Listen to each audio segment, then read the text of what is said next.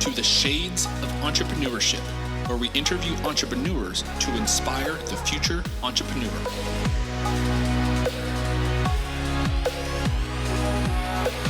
I'll be your host, Mr. Gabriel Flores. So grab a drink, sit back, relax, and enjoy the show.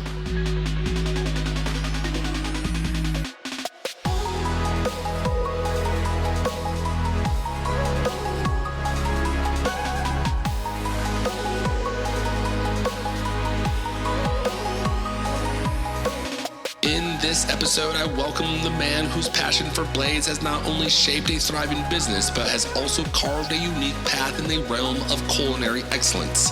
Please welcome Rick Maderis. Hello, everyone, and welcome to the Shades of Entrepreneurship. This is your host, Mr. Gabriel Flores. Today, again, we are doing this special of the Where Are They Now series. And so this series, again, we're welcoming entrepreneurs from former guests of the show to really see what the heck have they been up to. And today we are bringing one of my good friends, Rick, the owner of Burnside Knives, amongst other things. Rick, how the heck are we doing today, my friend? Hey, what's up, buddy? How are you? I'm doing good. How's happy Thursday, planet Earth? Oh, happy Thursday, planet Earth, drinking some water, enjoying the sun. Can't complain. So, Rick, good weather. Last time we chatted, you were just kind of starting out Burnside Knives. It was a new kind of concept. You're kind of coming out with, I think you had just came out with the Carmen, the knife that you named after your child, and you're slowly starting to build this brand. What's happened since then? I got thrown off a little bit. Actually, there was a small hiatus, and when we met, it was the revamping of Burnside. That is true. This is true. We caught you on the rebound. Yeah, it was a moment of life and work. Pre-pandemic, pandemic, all of that stuff, kind of life coming at you fast. And I took a small hiatus to focus on my footwear career. I was working at Nike and Brand Jordan at the time. And pandemic came around, did a Kickstarter, just as some fun to keep busy, and lost my job at Nike. I was doing a freelance gig for a minute while doing knives because the knife thing was growing, but it was not a full-time gig. But passion project, you treat like a full-time gig, like all good passion projects. And so I was able to go from freelancing during a pandemic, hunting for a new job, landing a new job for one of the coolest athletes in the world, working at Under Armour on the Curry brand and working on Stephen's shoes, and also creating more products. I think since we spoke last, we've come out with, and thanks to your help in the Shades of Entrepreneurship and our friendship, we were able to link up with Steelhead and Alex and create a collaboration between Burnside Knives and Steelhead, as well as what else did we come up with? There was like a multi-tool for eating. I'm working on a new idea of a spork, and I know that you run the Shades of Entrepreneurship, but our friendship bleeds over into this, and we've strategized and started talking about the idea of building a vertical knife brand rather than I can make a golf tool, I can make a spork. Why don't we make a couple of really good things and offer it in multiple colors? So to answer your question, long story short, we've been cooking, doing rad stuff, landed the largest partner as far as retail to date, and currently, proud to say, I think there's like 5 to 6% of inventory left, zero debt, still own the LLC, want to grow it, make it a big thing. Knowing that tools and knives in this business, the longer you're around, the longer people have instilled trust in your products. And building knives both in the US and overseas had very few returns, great customer receptivity, building the brand organically. Just got out of Instagram social media jail and boosted a post. So it's been kind of fun, but at the end of the day, it's like, we're both dads, we're both employees, we're both passionate, creative people that don't turn off. Same stuff, different day, more products and bigger smiles, I guess. I I love don't it. know. I love it. One of the things you mentioned is there certainly that moment with Nike, right, where you lost your role. Yeah. How do you come back from that? How do you continue to move forward and past that failure part? I think everybody has different ways of going about it. I think there are healthy and destructive ways to go about any kind of big changes, and losing a job or separating from your spouse or divorcing your spouse, having a child, having a job, all everybody has their own thing. I took to water, exercise, sleep, clean foods that, it sounds dumb and boring, but it was the healthiest, safest way for me to bounce out of a world of sport to a world of kind of being I am every sport now on my own. I took to working out and drinking water a lot, replacing soda for carbonated bubble water, if you will. But underneath all of that, I got pissed off. I got mad about the fact that like I was putting in hours and I didn't feel seen in a world where other people deserve to be more seen than me. I mean, look at the color of my skin and my eyes, right? I'm not a dummy, but I am an artist. And as an artist and a passionate creative with an unrelentless hunger and pursuit to build dope stuff, Yeah. I kind of had to sit back a little bit and like, hey, I found a gig. I'm going to do this one. I'm going to try this. I'm going to put it out there. But underneath it all, I got really pissed off and I was like, I'll show you. And that's kind of been my whole life, though. I mean, I think I grew up in a household and a community and a town of people that wanted a chance. So I think that's just part of me. Yeah. I got pissed and I was like, we're going to do this. And I think that's the beauty of entrepreneurship is I can remember the moments when people have doubted me. And I've used those doubtful moments as an opportunity to propel myself forward because, man, please tell me I can't do something because I'm going to prove to you. In fact, it's kind of funny. I know this is completely off topic, but last year I went on a golf trip with a bunch of the boys and I played like crap, absolute dog crap. And so, you know what? This year I've been practicing my ass off because I was like, no way in hell am I going to show up again that shitty at playing something. Because I'm just, again, there's just that fire of like, I'm not going to do it. Now, one of the things you also mentioned was this vertical integration starting to change. We'll talk about that a little bit. Talk about Burnside Knives vertical integration. Where are you going? I have no problem telling people where I want to take the brand because, as we both know, we're people who say something and do it. I started looking at my product line and what people liked, what was selling, what people talked about but didn't sell. All of the matrices, all the SWOT stuff that we've talked about. And what I realized is that if I have a couple of flagship models, now it's like I do this for other people, but doing it for yourself is very hard. It's like if I have a couple of flagship models, I can offer more finishes, more colors, more options within a confined space to really cater to that person that wants that exact thing.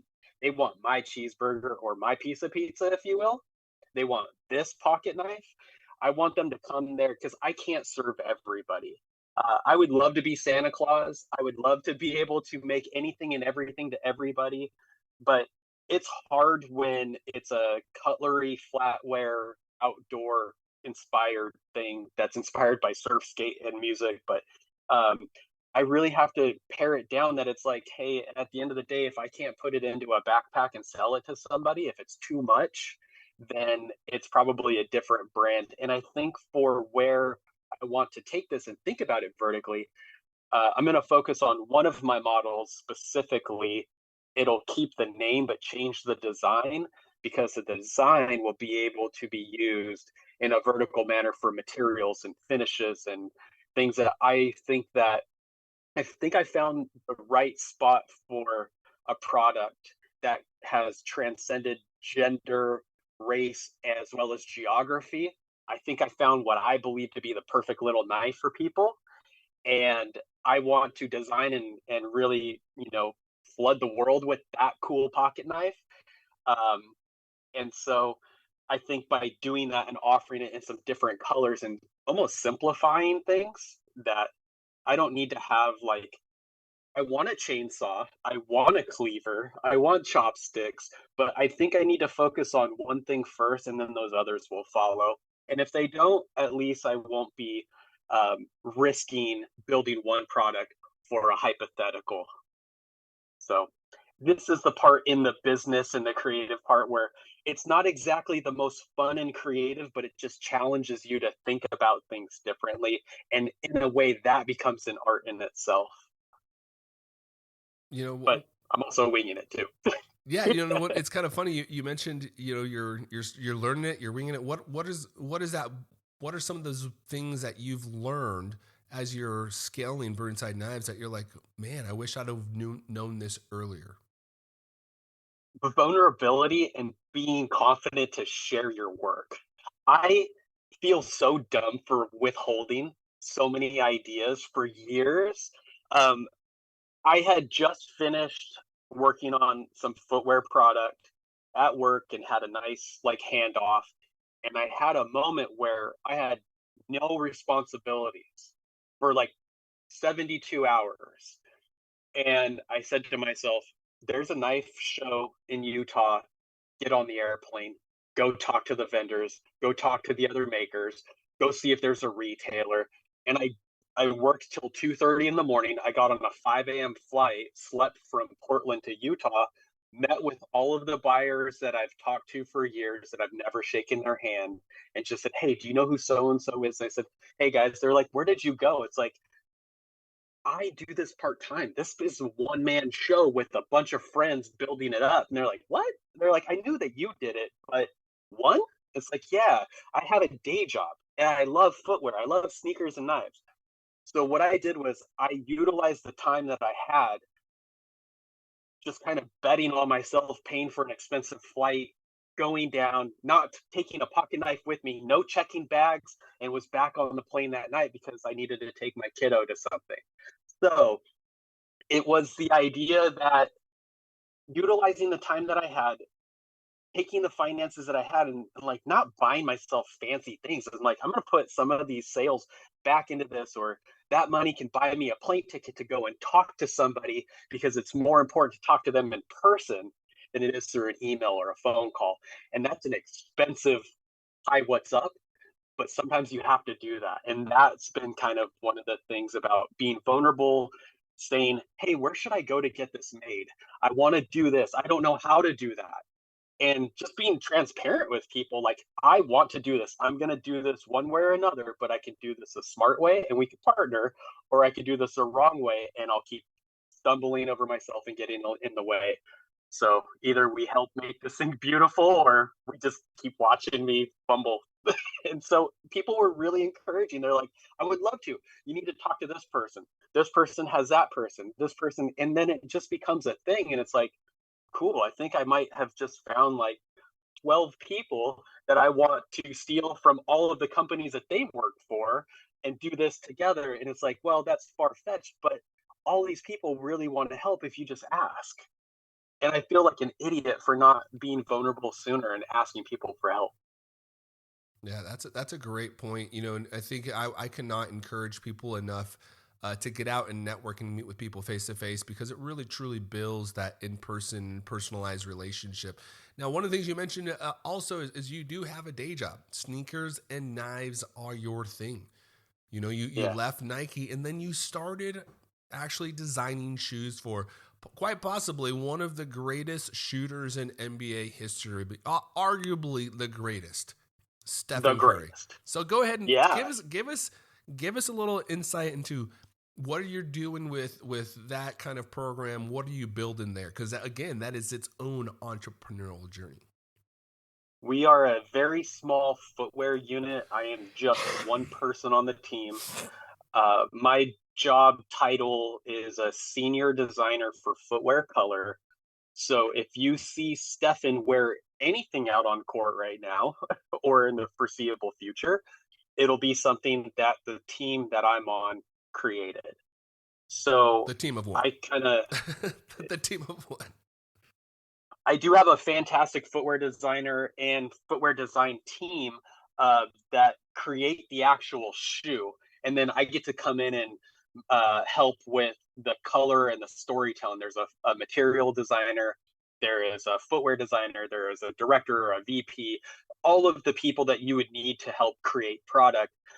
I do have the one cool job, I think I've earned it, is being able to do a bridge between graphics, color, storytelling, packaging, all of that stuff. And strangely enough, after just a little over 2 years, I actually got to sit down and have dinner with Stefan last night and meet his crew, and it was really quite wonderful. It's something that I was looking forward to. I was giving the guys a hard time. I was like, I met MJ the first year I was over there. Come on, guys. Just as giving them a hard time. But I'm very grateful for that opportunity because I fell into sneakers by graphic design, doing t-shirts, hats, and accessories. And it's like, hey, we need some help. And it's like, oh man, I cannot believe somebody just turned me onto this because of all the components, all the like little tactile pieces, and the build of all of that has just been, I geek out on all those like little components, like I still remember how a New Era hat is made with its 21 or 22 steps, depending on that stitch. And so there's just a part of me that's like, that's my, I don't know what you call it, but that's the thing that turns me on, is like the little building of things, and building sneakers and telling stories and knives is just, it's hard work. I should have picked one or the other, but I'm trying my best. No, and I think you're doing a great job.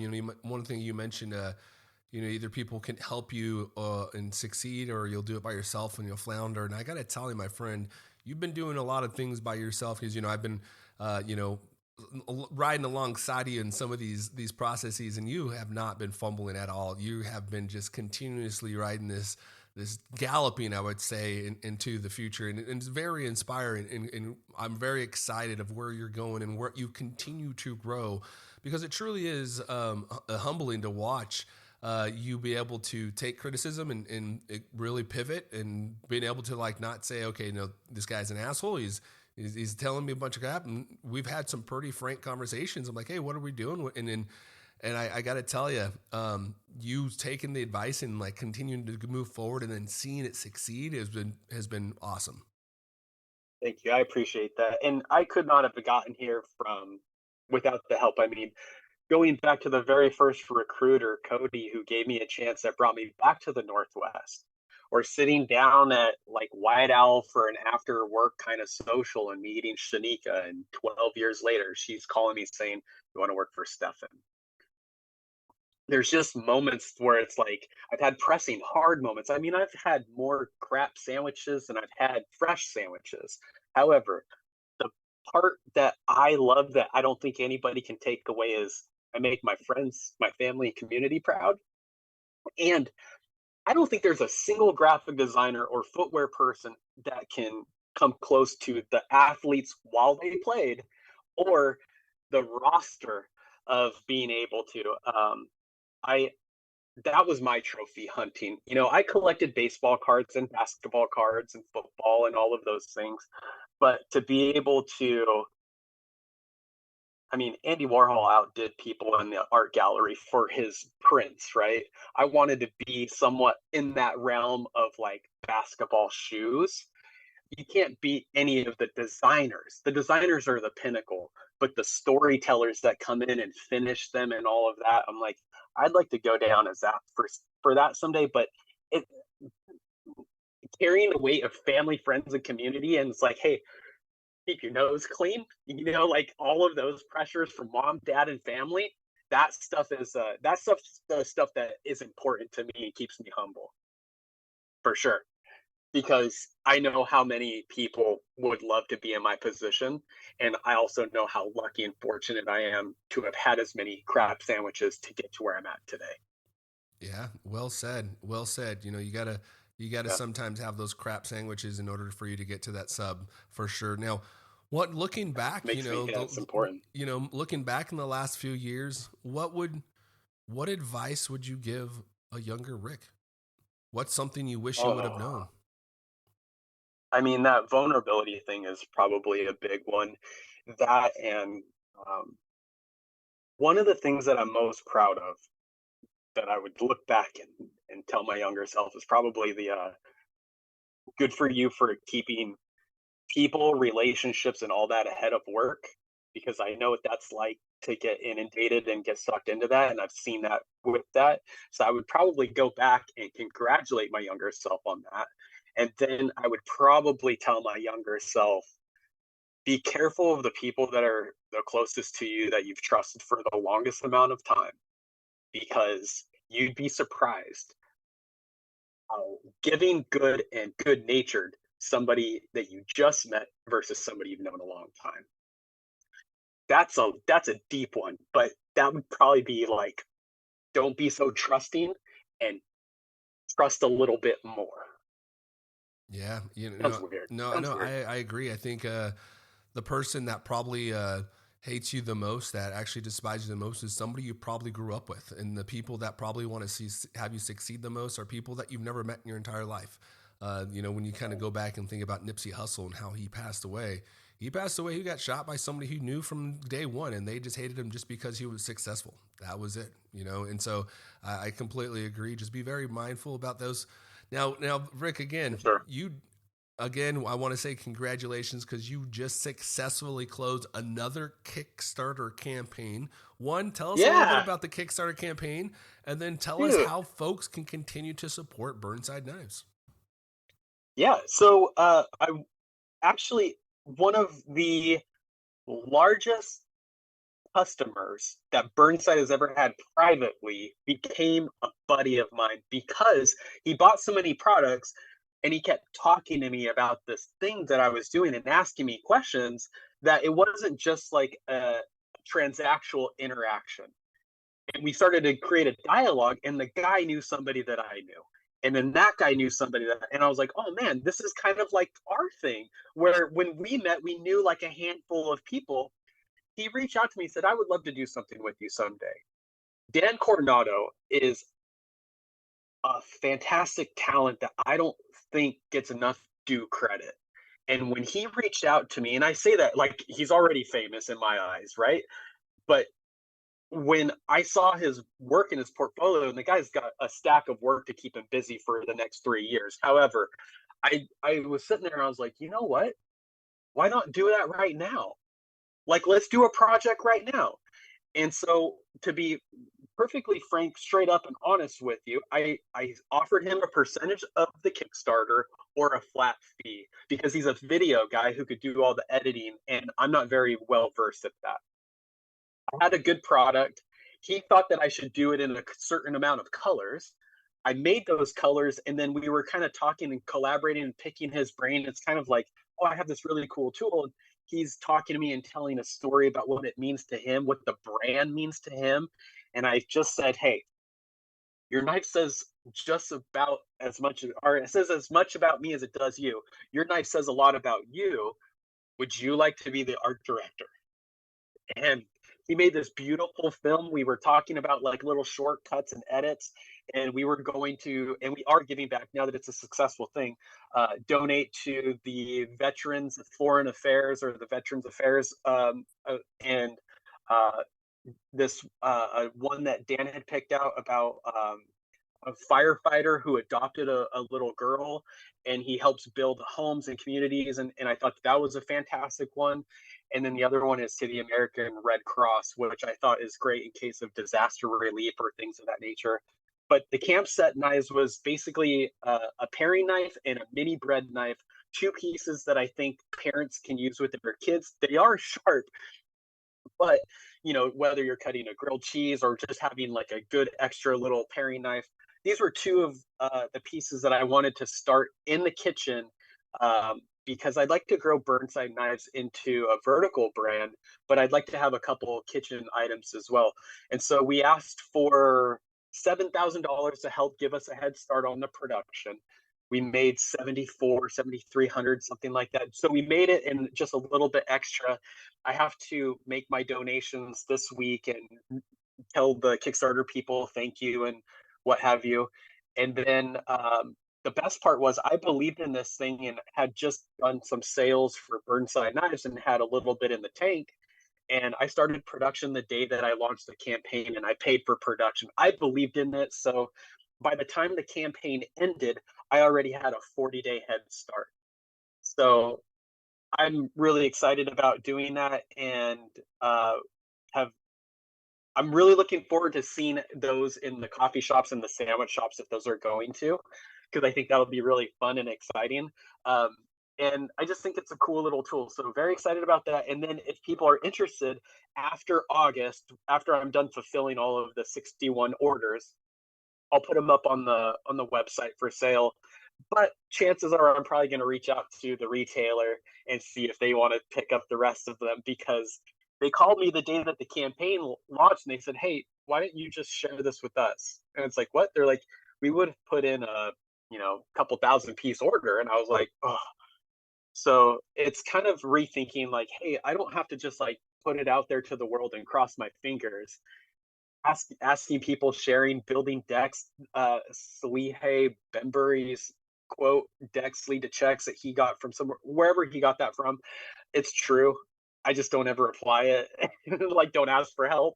And so I had learned through the Kickstarter thing, nobody wanted to work with us after we launched it. We should have given it to an ad agency before, stuff like that. So it it was successful on its own with just a couple of guys like waving our banners and flags and hollering, and thank you for your support and your community as well.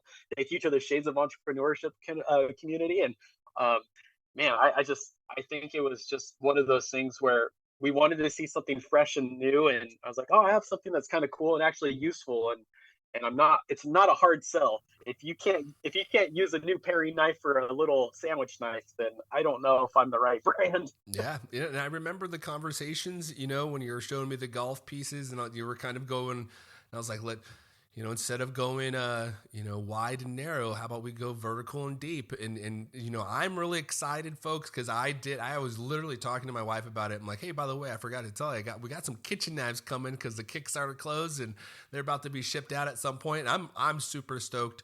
I actually have several Burnside knives. I know a lot of my friends keep asking me to get them some as well. My neighbors really love. So if you have not seen it yet, the Burnside knives and Steelhead knife for that thing is the coolest thing, especially for those that are fishermen. And it really is. Your knife says a lot about you, and the true beauty behind that, Rick, too. And you're starting to see it. The story take hold. Is you're really creating stories. A knife for everyone, right? Whether it be a kitchen knife, whether it be a utility knife, whether it be for fishing, whether it be just a pocket knife, your knife truly says a lot about you, and it depends on what knife you have. And so I'm really applaud everything you're doing, and I'm really excited in how it continues to move forward. I'm personally excited to continue to call you one of my close friends, and being able to truly pick up the phone and like, hey, let's bounce some ideas. Let's have a whiteboard conversation. Let's just really figure out what the hell we're doing, because I think sometimes it's really easy to feel like you're floundering by yourself. But when you put together a group of individuals that really want to help you succeed and want to see you succeed as well, it makes life so much easier. So appreciate you and all of everything you've done for me as well. I continue to be 100% of one of your fans as well. And so, but before we go, please tell the folks, how can they learn more about you? And where can they contact you? Where can they purchase some of these knives? Oh boy. Okay, so BurnsideKnives.com is currently going through what you would see its first major sellout. I'm excited about that, but it also is creating a little anxiety within me. You can go to bespokepost.com. You can go to bladehq.com. There's not a lot of stuff on eBay. Thank goodness about Burnside Knives. Some of those other brands got stuff on there. Yeah, other than that, probably like, friend of a friend, word of mouth. It's still, I mean, like, I've been doing this for almost a decade, and I still love the idea that it still feels like a zine if it was a brand, or it is a brand and it feels like a zine. I don't know. I mean, I think just the idea of like having something that you want to build towards the future that is a quality product, and to the point that you mentioned, it is so hard to tell a story for everybody, but you have guys that are like, I want to be the hero, or I want to be the villain, or I want to make something that is different from the rest of the group. It's like, hey, I just want to make something cool. Y'all can sit with us, but the attitudes can't. You know what I mean? Yep. And so in that mannerism, it's kind of like, it's taken a little bit longer to explain what your knife says a lot about you. It's not about being better than somebody else or being lesser than somebody else. It's like, being you. Everybody just be yourself. And in a way, it's like taking outdoors and basketball, which are my two favorite things. Those cross from fashion, music, etc., across the board to culinary. I'm like, if I can't reach people with basketball and outdoors, or sneakers and knives, or whatever it is that I embody, because I do a lot of stuff for a lot of people and tell all of their stories. But then when it comes to this Burnside thing, it's like, no, we're going to start with roses. And I'll share this. I'll put this out there in the world. Moving forward, Burnside Knives is going to focus on the rose. And it sounds audacious. It's a little crazy. I don't know how long it'll take me, but there will be a dozen options because everybody loves a dozen roses. Everybody loves a dozen roses. It's just simplifying stuff like that. And it's like, well, what kind of a rose is it? It's like, no two roses are the same. So we're going to really like take all the things that we know how to do and how to turn them. Man, and now I'm envisioning like a fucking phenomenal display case where all the blades are open and each one of the blades has their own little filler because there's 12 spots and it makes like a beautiful bouquet of roses, but they're basically the end of their Burnside knife. Oh man, see, Rick, we got to stop recording because people are going to be. No, it's okay. I don't mind sharing this because if somebody beats me to the punch on it, so be it. We got it on film here. You know those like blind boxes when you get a toy and it's foil and you don't know what you get? You know what's beautiful about those is the little piece of paper that comes inside and you don't know what the mystery is, but you have that map. Which rose are you getting next? Even better, if the rose costs you X, but if you could buy the rose for 25% less on a blind, that might be good business. And you have the option to turn it back in. I want everybody to win. Yeah. Wow. Man. I love it. I love slowly building it up. Rick, man, I'm again, very excited. And folks, again, if you forget what happened where Rick mentioned to actually purchase his knives, I will have this information on the Shades of Entrepreneurship newsletter where you can find us at theshadesofE.com. If you also want to do me a favor, and if you're visiting theshadesofE.com, scroll down to the bottom, you'll see the Patreon section. For a little as $5 a month, you become one of this Shades of Entrepreneurship's Patreon, which will help support the show. Rick, thank you again so much. Is there any last words you would like to say for the listeners? Somebody reach out beyond all of this and make a friend with Gabriel Flores. You'll thank yourself. I appreciate you. You're Rick. A good one. I appreciate you, bro. Oh man, it's a bro fest over here, man. It's been a phenomenal time, and we're just continuing to grow. And I cannot wait to see the next iterations of Burnside Knives because it just continues to be a phenomenal thing. So folks at home, please visit me at theshadesofE.com. You can also follow at the Shades of E on the social sites. Thank you and have a great day. Thank you for tuning in to the Shades of Entrepreneurship. For more information, please follow the Shades of E on Twitter, Instagram, Facebook, or visit theshadesofE.com.